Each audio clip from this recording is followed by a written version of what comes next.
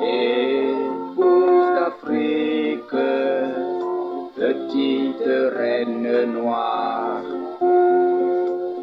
tu vas connaître des moments de gloire, car toutes les nations sont dans la confusion.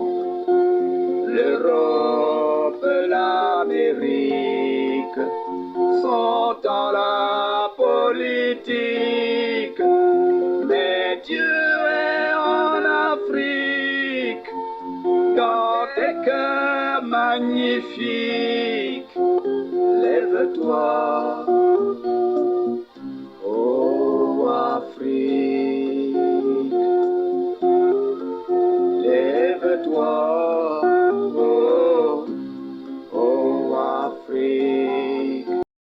Fidèles téléspectateurs, bonsoir et merci de nous rejoindre dans le cadre de cette émission Les Voix du Sud sur nos différentes plateformes Facebook et YouTube, Les Voix du Sud. Je vais souligner au passage que vous pouvez vous abonner sur ces différentes chaînes-là pour être au parfum des émissions qui sont produites ici. Je vais rappeler également que nous sommes en train d'aborder un nouvel aspect de notre thématique, la grande thématique sur le réveil de la Reine du Midi. Après avoir épuisé la semaine dernière notre sujet sur les Noirs dans la Bible, nous allons aborder ce soir la thématique comment la terre d'Israël a été envahie par les Japhétites. Et ça sera bien entendu un exposé que nous présentera notre consultant déjà très bien installé sur ce plateau. On ne le présente plus. Il s'agit bel et bien du révérend docteur Jean-Paul Bellet. Docteur, bonjour. Bonjour mon frère. Vous allez bien? Toujours bien. Ah, ça c'est quelque chose d'extraordinaire. Moi, je commence déjà à appliquer la stratégie que vous avez la semaine dernière, oui. Et je pense que ça va également bien. Donc, les auditeurs aussi, les téléspectateurs, pardon aussi, je crois que chez eux aussi, tout va bien. Vous avez dit qu'il faut remettre tout entre les mains. Tout abandonner à Dieu, voilà. Et accepter sa conduite. C'est ça, voilà le secret pour aller bien. Et je crois qu'à la maison également, vous appliquez ce secret-là. En tout cas, chez moi, ça marche très bien.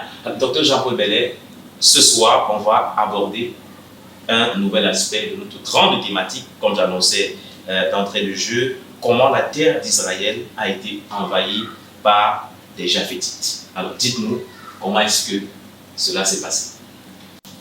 Chers téléspectateurs, je vous salue dans le précieux nom du Seigneur Jésus-Christ. Et je crois que nous passerons encore de bons moments aujourd'hui par la grâce de Dieu. Nous voulons parler de la terre d'Israël envahie par les Japhétites. C'est l'un des points que beaucoup ne comprennent pas. Et cela va nous conduire certainement à d'autres pages. Et la lumière viendra progressivement. Nous voulons commencer notre petit exposé d'aujourd'hui par un mot de prière. Gracieux Seigneur notre Dieu, nous te remettons ce service et nous prions que tu nous bénisses et que tu nous ouvres les mystères de ta parole. Accorde-le au nom du Seigneur Jésus-Christ. Amen. Je lirai une portion de l'Écriture qui nous introduira dans notre sujet du jour. C'est dans le livre de la Genèse, le chapitre 9. Nous lirons à partir du verset 18. Les fils de Noé qui sortirent de l'arche étaient Sem, Cam et Japheth. Cam fut le père de Canaan. Ce sont là les trois fils de Noé, et c'est leur postérité qui peupla toute la terre. Noé commença à cultiver la terre et planta de la vigne. il but du vin, s'enivra et se découvrit au milieu de sa tente. Cam, père de Canaan, vit la nudité de son père et il le rapporta dehors à ses deux frères. Alors Sem et Japheth prirent le manteau, le mirent sur leurs épaules, marchèrent à reculons et couvrirent la nudité de leur père. Comme leur visage était détourné, ils ne virent point la nudité de leur père. Lorsque Noé se réveilla de son vin, il apprit ce que lui avait fait son fils cadet. Et il dit, maudit soit Canaan, qu'il soit l'esclave des esclaves de ses frères. Il dit encore, béni soit l'Éternel Dieu de Sem, et que Canaan soit leur esclave. Que Dieu étende les possessions de Japheth, qu'il habite dans les tentes de Sem, et que Canaan soit leur esclave. Noé vécut après le déluge 350 ans. Nous pouvons nous arrêter ici. C'est le verset 27 qui nous intéressera le plus.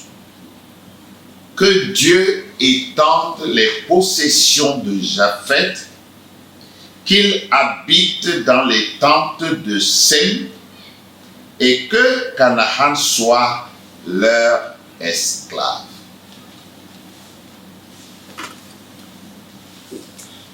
Noé a eu 3 fils. Et ce sont ces 3 fils qui ont peuplé toute la terre. La dernière fois, je vous ai présenté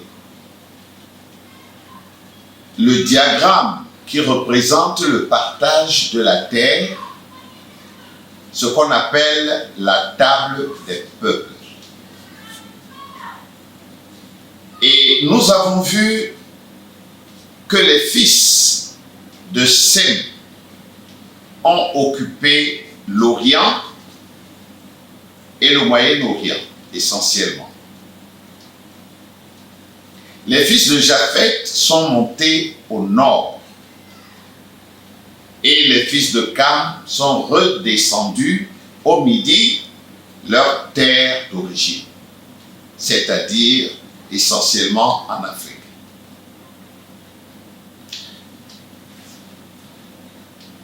Les 3 fils de Noé, une fois sortis de l'arche, se sont multipliés, beaucoup d'enfants sont nés, et les terres arables devenaient insuffisantes pour ces 3 peuples.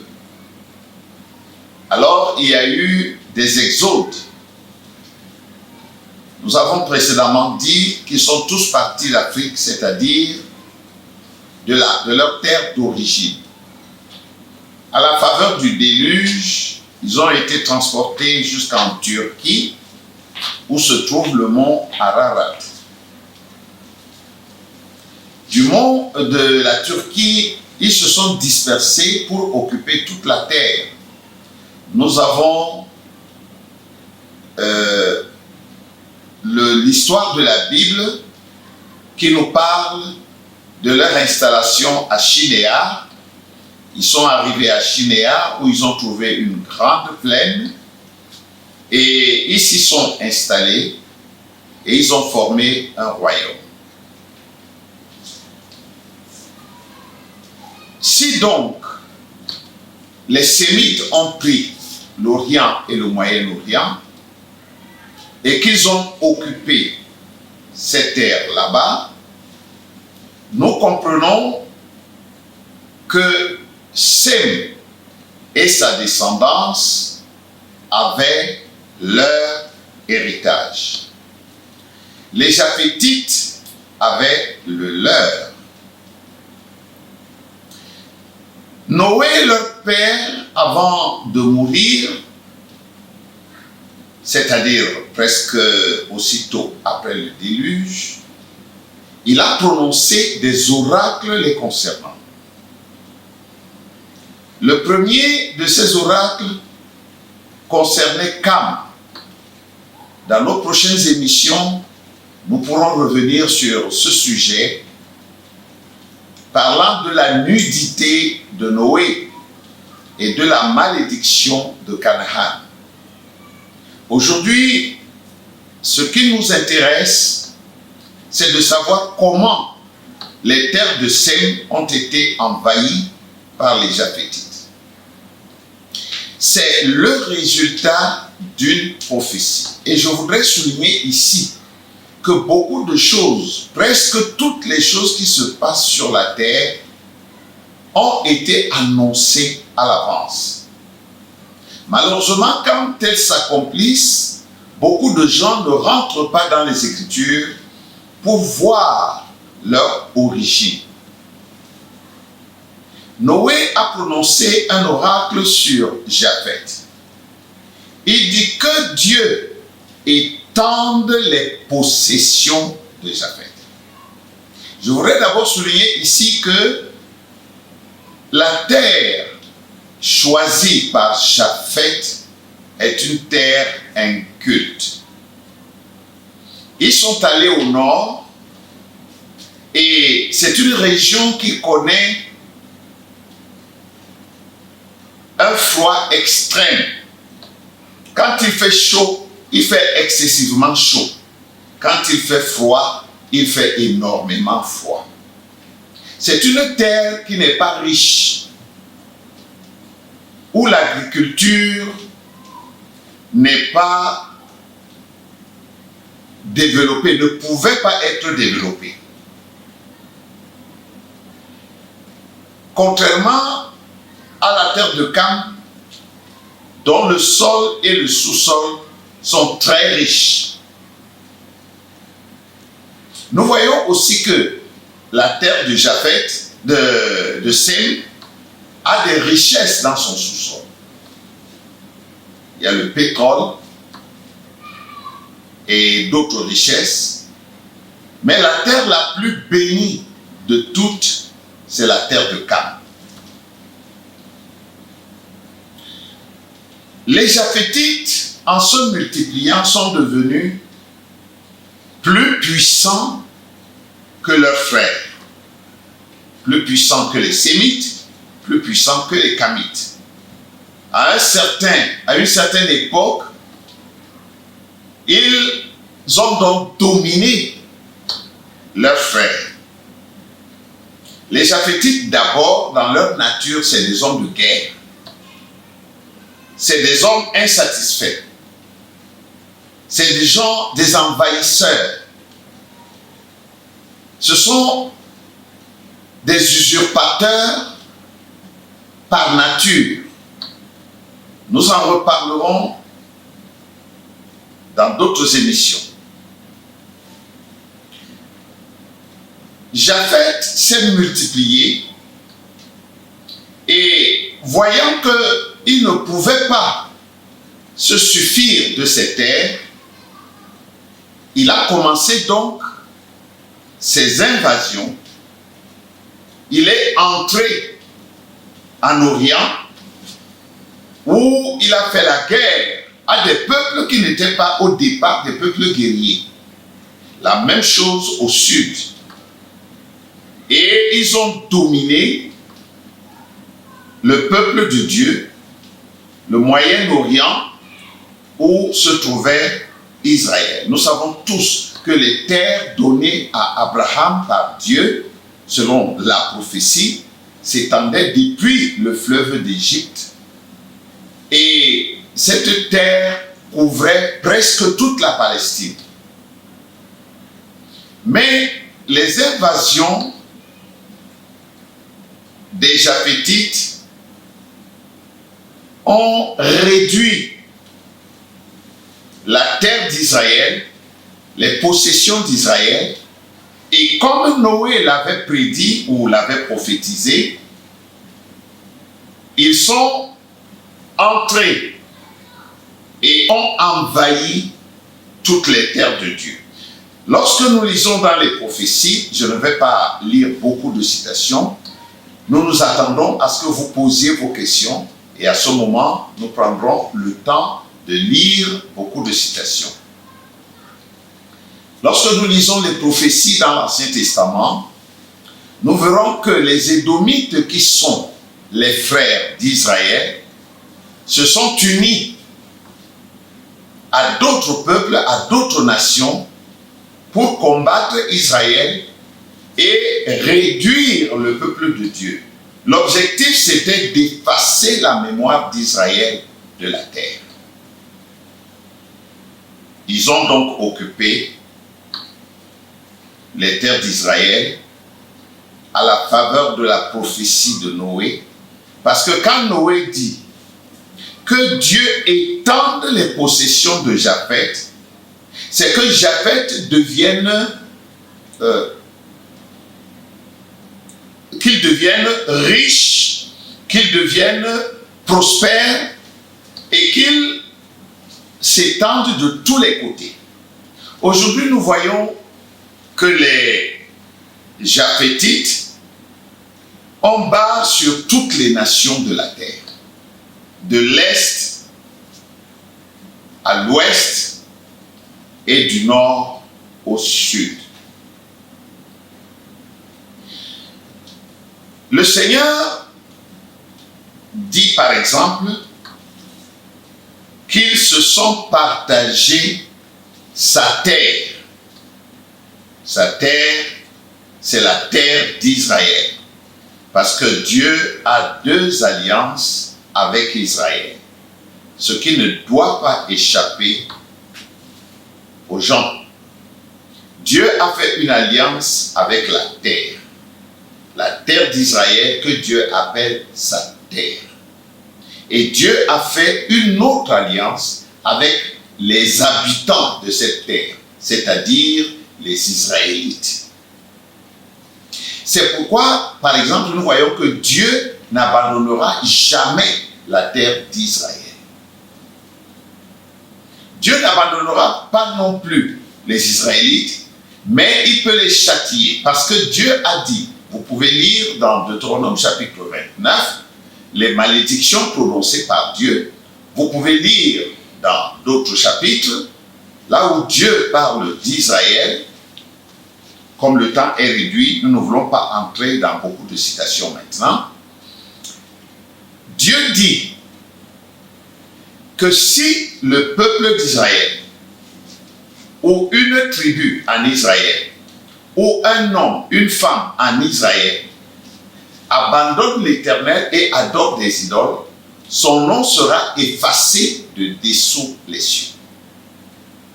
Au temps de Jéroboam, Israël s'est donné entièrement à l'adoration des idoles parce que c'était devenu, l'idolâtrie était devenue, n'est-ce pas, une religion d'État, puisque c'est le roi lui-même qui l'a instituée.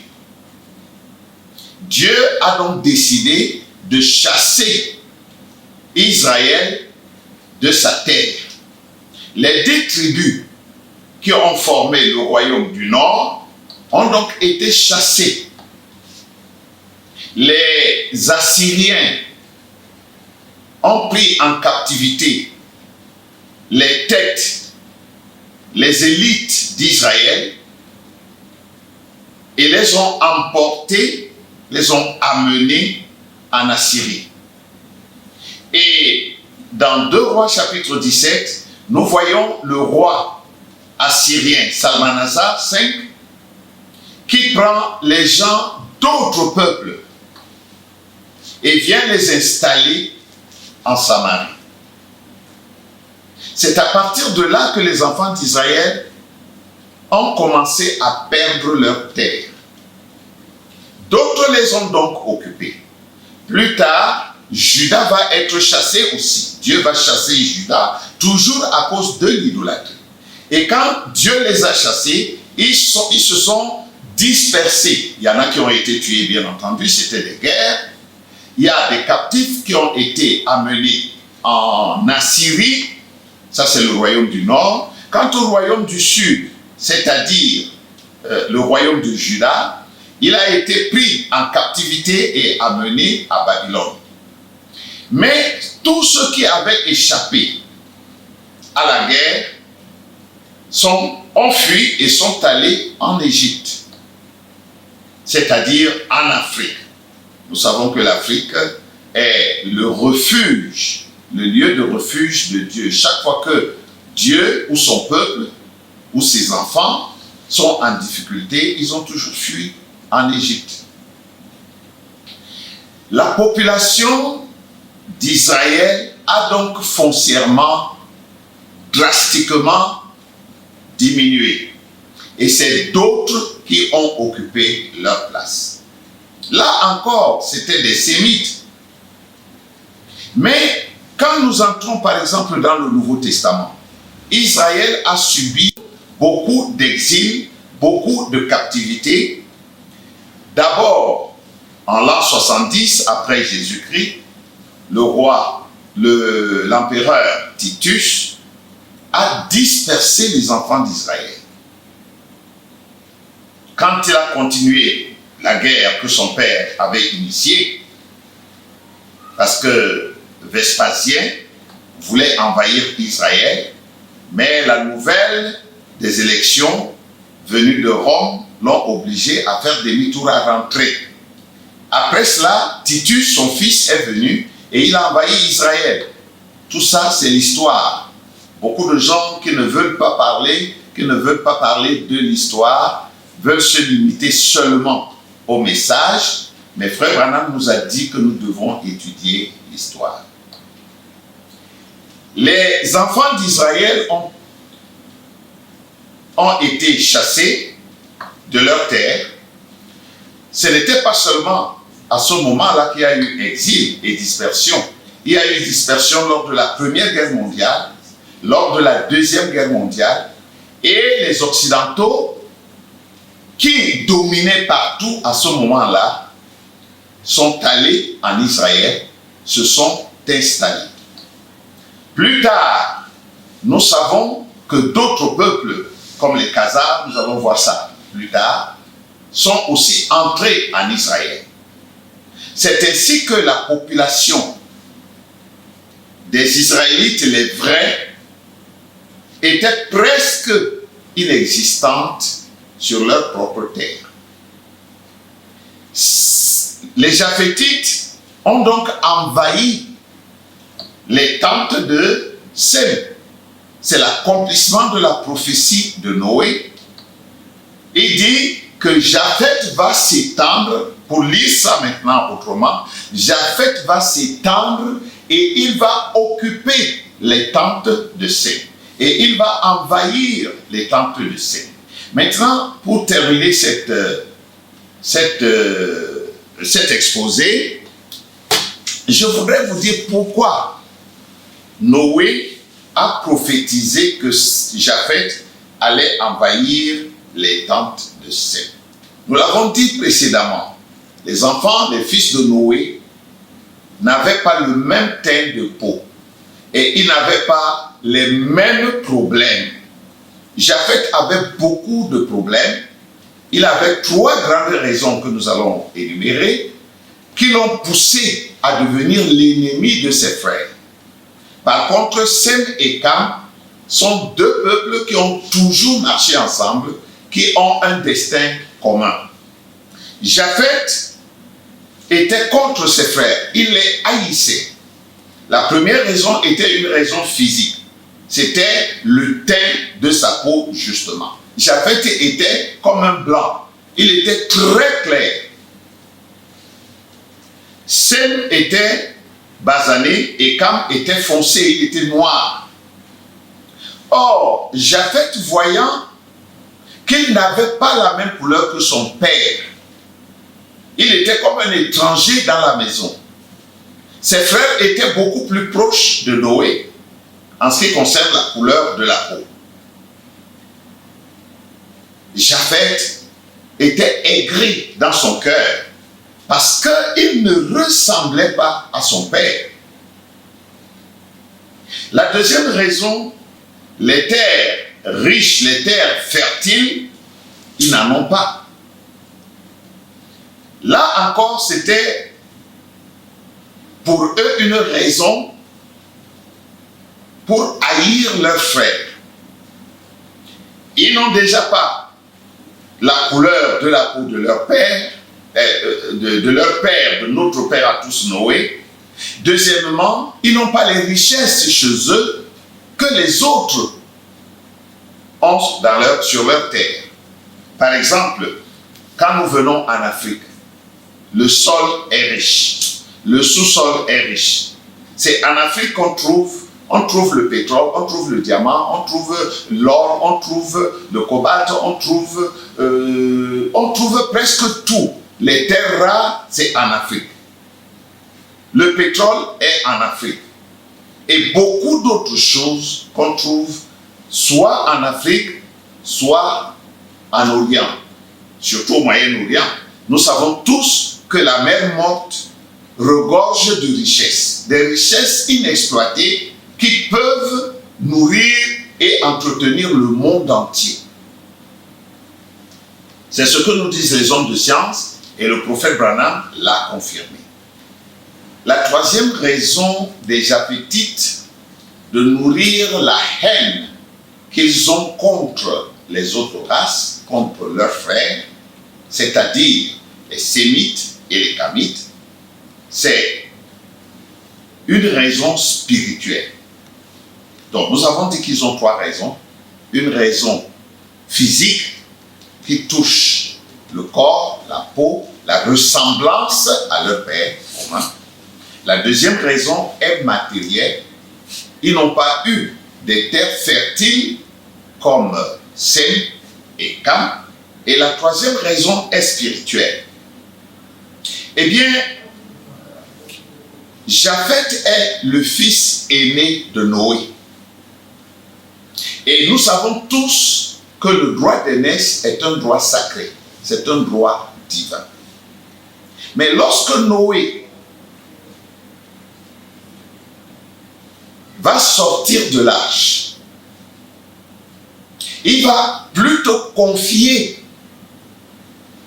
la succession spirituelle de la famille à Cam, le dernier-né. C'est Cam qui devait porter le bâton de commandement spirituel de la lignée. C'est pourquoi Noé faisait subir à Cam une certaine initiation pour le préparer. Nous y reviendrons lorsque nous parlerons de la nudité de Noé. Donc, Noé avait fait confiance à Cam pour hériter dans le domaine spirituel. Et nous savons que le domaine spirituel est le plus important.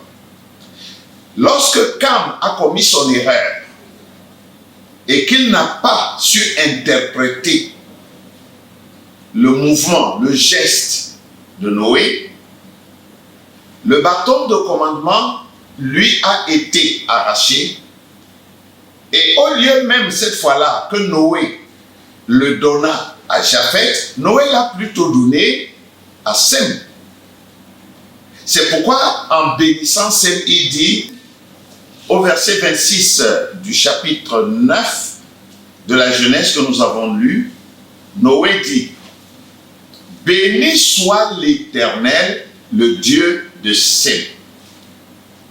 Donc, Dieu, en réalité, qui devait être le Dieu de Cam, et qui était le Dieu de Cam, va maintenant être le Dieu de Sem. Ça veut dire que Dieu va plutôt travailler avec Sem au lieu de travailler avec Cam. Parce que Cam a manqué de reconnaître l'heure de sa visitation, parce qu'il était presque en fin de son initiation. Et la nudité de Noé était un signe. Mais Cam n'a pas interprété correctement ce signe. Il est sorti pour aller dire à ses frères que leur père s'est enivré et il est couché nu sous sa tente. Voilà comment Sem va prendre le bâton de commandement prophétique. Japheth donc, dans sa jalousie, a cultivé une haine inextinguible contre Sem et contre Cam. Et comme Cam et Sem étaient très proches, que ce soit physiquement, physiologiquement, spirituellement, alors Japheth ne voulait rien avoir avec eux. C'est pourquoi la guerre ou les guerres que nous avons connues, que le monde a connues depuis l'origine, sont des guerres générées par les Japhétites. C'est les Japhétites qui sont le peuple de guerre. Les autres peuples ont aussi fait la guerre, mais les plus grandes guerres, les guerres les plus meurtrières de la terre sont dues aux Japhétites. C'est ainsi donc qu'ils ont envahi les terres de Sem, selon que le prophète Noé l'avait prophétisé, l'avait annoncé à l'avance. Ils ont envahi les terres de Sem et ils s'y sont installés. Que ce soit les Vikings et leurs descendants, que ce soit les Séfarades, que ce soit les Khazars, eux tous, ils visent seulement la terre d'Israël. On n'a jamais entendu que Cam a envahi la terre d'Israël. C'est plutôt Japheth qui l'a toujours fait. Et pas seulement la terre d'Israël. Ils ont envahi les terres de Cam. Ils ont envahi les terres de Sem. Et aujourd'hui, ils se passent pour les propriétaires comme les autochtones, ce qui n'est pas la vérité. Nous attendons vos questions pour nous étendre et approfondir ce sujet. Que le Seigneur vous bénisse. Pour terminer, je vais lire. Jérémie parle au sujet des Éthiopiens, mais c'est pour exprimer une pensée. Il dit au verset 23, Jérémie 13, 23, un Éthiopien peut-il changer sa peau, c'est-à-dire sa peau noire, et un léopard ses taches? De même pourriez-vous faire le bien, vous qui êtes accoutumés à faire le mal? De même qu'un Éthiopien ne peut pas changer la couleur de sa peau, même s'il vit au pays des Blancs, au pays de grand froid, il ne peut pas changer sa couleur. La preuve, c'est que les Esquimaux, ils sont au pôle Nord. Mais les Noirs sont toujours noirs. De même, un léopard ne peut pas enlever les taches de sa peau. Et Jérémie dit, de même, pourriez-vous faire le bien, vous qui êtes accoutumés à faire le mal? Ceux qui sont accoutumés à faire le mal dès l'origine continuent de faire le mal. Et c'est eux qui aujourd'hui cherchent à décimer la population du monde. Ils introduisent toutes sortes de maladies fabriquées dans les laboratoires. Ça, c'est l'esprit de Japheth, qui provient de Caïn.